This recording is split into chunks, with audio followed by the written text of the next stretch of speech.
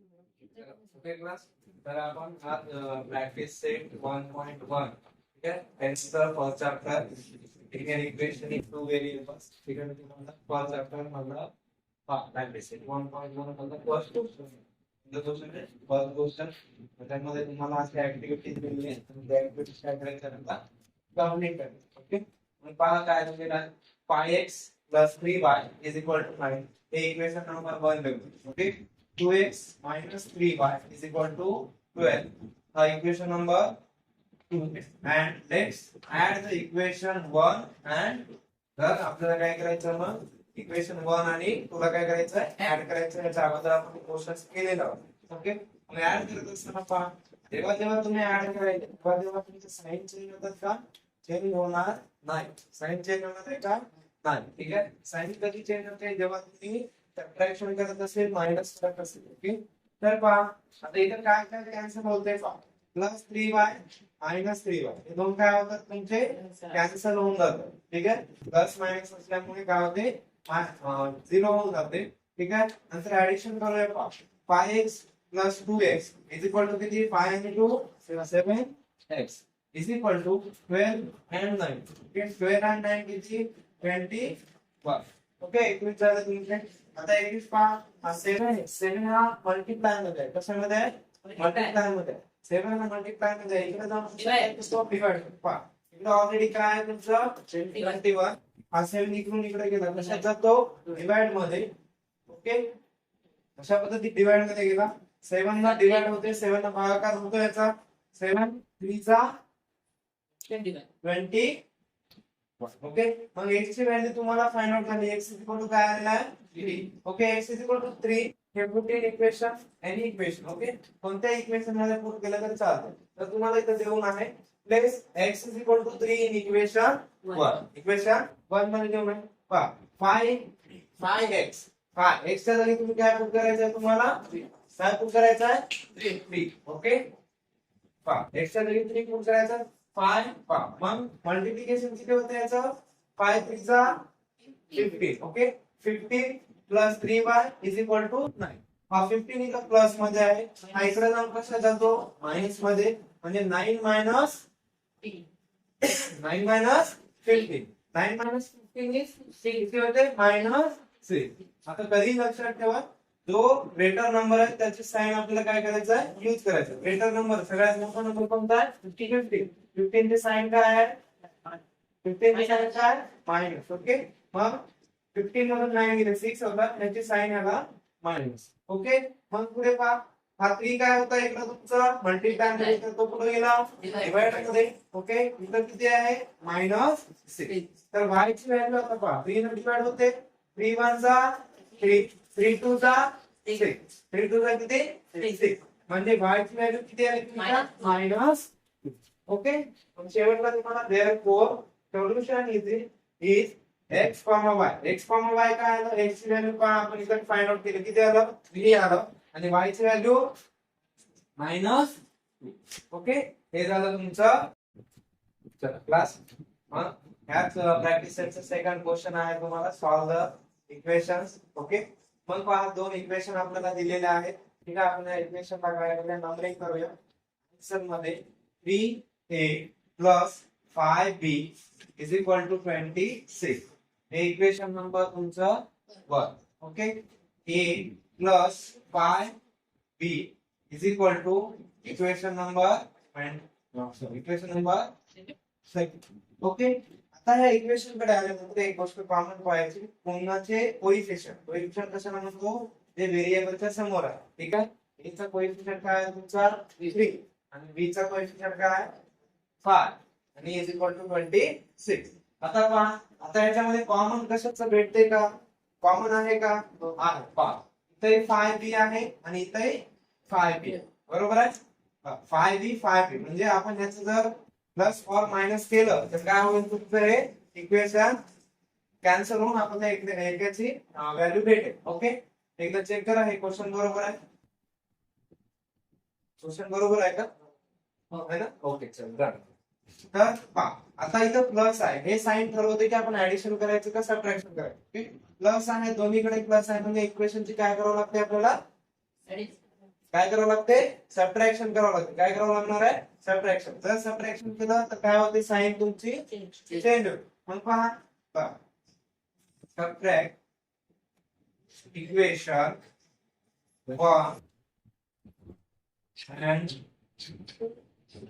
okay subtract equation 1 and 2 मग पहा इथं पहा 3a plus 5b is equal to 26 okay a plus 5b is equal to 20 okay या इक्वेशनचे आपण काय करायलो सबट्रॅक्शन करायलो आणि सबट्रॅक्शन करत असताना याच्या अगोदर आपण ऍडिशन केलो त्या ऍडिशन मध्ये साइन चेंज केलं का ओके साइन चेंज केलं का नाही आता काय करायचंय साइन चेंज होईल कारण पहा मायनस आहे ओके ह्या प्लस काय होते मायनस आणि इथे प्लस आहे म्हणजे काय होते मायनस तर काही साइन नाही म्हणलं तिथं काय तुमचं प्लस आहे त्या प्लसचं साइन चेंज झाल्यावर काय होणार आहे तुमचं मायनस ओके मग पहा आता इथं पहा 5b plus 5b minus 5b दोन्ही काय होणार आहे तुमचे कॅन्सल दोन्ही कॅन्सल झाल्यावर इथं काय उरते पहा 3a and 1a दोन्ही मिळून काय 2a is equal to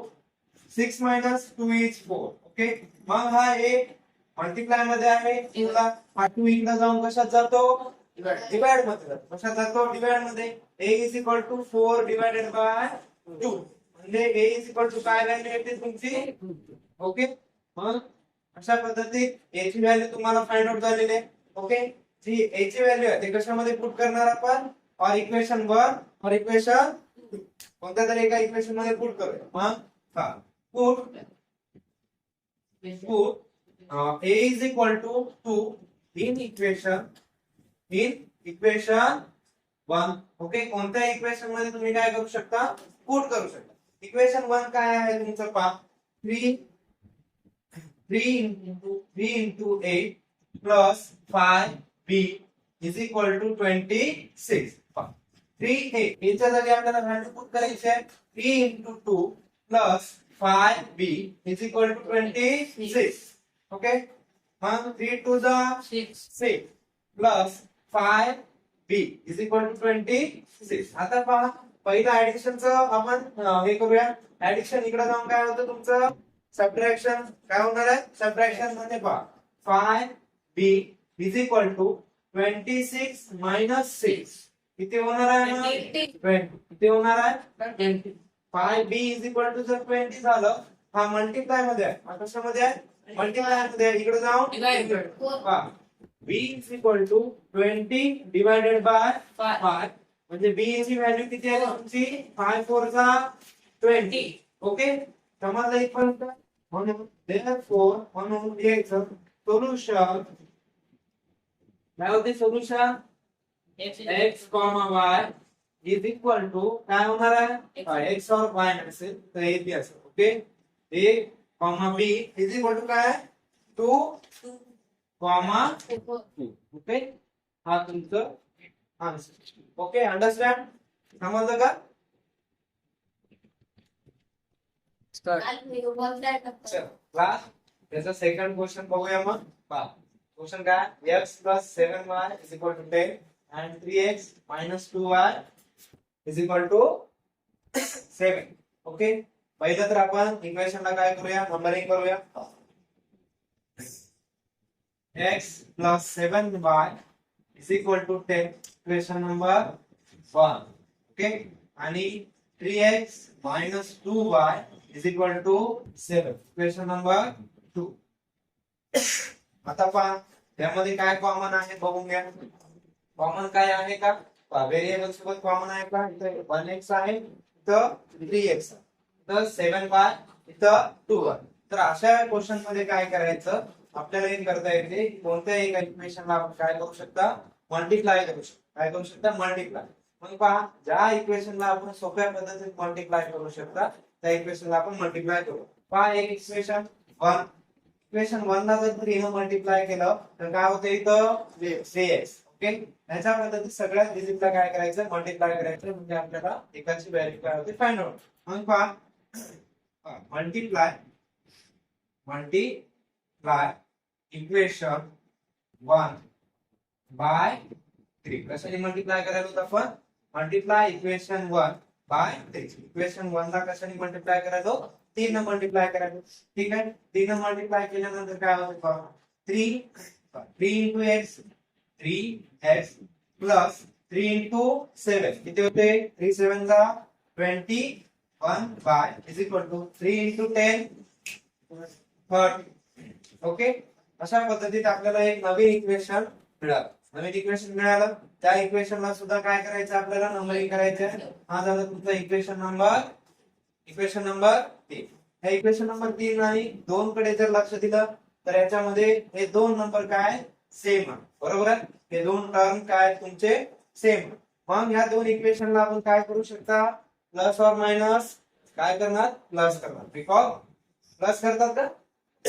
minus करावं लागते कारण इथं साइन वेगळी आहे पण इथं साइन काय आहे तुमची सेम. मग काय करणार आपण? इक्वेशन मायनस करणार आहोत. मग इथं लिहा पहा सबट्रॅक्ट इक्वेशन 3 and ओके.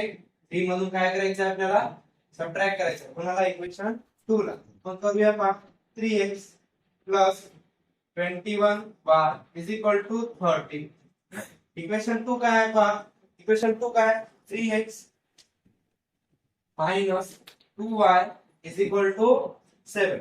आणि मागेच आपण शिकलो की जेव्हा जेव्हा आपल्याला मायनस करायचं आहे, सबट्रॅक्शन करायचं आहे, मायनस करायचं तेव्हा काय होते? साइन आपली चेंज होते. साइन काय होते? चेंज होते. पहा इथं प्लस मायनस, मायनस प्लस आणि इथं ऑल्सो मायनस. ओके. पहा हे दोन काय होणार तुमचे? कॅन्सल.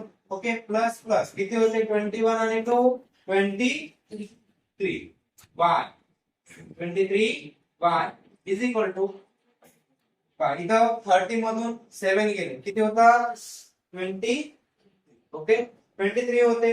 हा 23 इज इक्वल टू 23. हा मल्टिप्लाय मध्ये तिकडे जाऊन कशात जातो? डिवाइड. पहा मग y इज इक्वल टू काय येते तुमचं? y is equal to 23 upon 20 म्हणजे y ची व्हॅल्यू काय येते तुमच्या? Therefore y is equal to 1. Division केल्यानंतर काय आलं बाळांनो? y is equal to 1. आता y इज इक्वल टू 1. आता x ची व्हॅल्यू फाइंड आउट करायची आहे. मग काय करणार? त्याला काय करायचं आहे तुम्हाला? इक्वेशन मध्ये पुट करा. कोणत्या इक्वेशन मध्ये पुट करा? 1 2 3. ठीक आहे. आपण 1 मध्ये करूया. पहा put y is equal to 1 in equation 1. Okay. Equation 1 मध्ये तुम्ही पुट करायला. इक्वेशन 1 मध्ये जर पुट केलं इक्वेशन 1 काय आहे तुमचं? x plus 7y is equal to 10. Okay. x plus 7y 7 into 1 म्हणजेच काय आहे तुमचं? y ची value 1 is equal to 10. x plus 7 into 1 किती होते? 7 is equal to 10. हा प्लस मध्ये आहे. इकडे जाऊन कशात जातो? मायनस मध्ये. x is equal to 10 minus 7 म्हणजे x ची व्हॅल्यू तुमची किती येते? 3. ओके. अशा पद्धतीने तुमचं सोल्युशन तुम्हाला भेटतं. शेवटला काय लिहायचं आहे? देयरफॉर सोल्युशन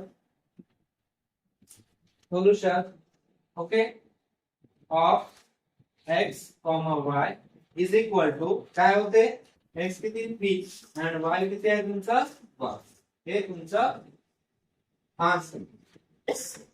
ओके क्लास समजलं? ठीक आहे. फॉर एक्झाम्पल तुम्हाला उद्यासाठी देणार आहे. घेऊन घ्या. तर विद्यार्थ्यांनो हे तुम्हाला होमवर्क मध्ये असेल.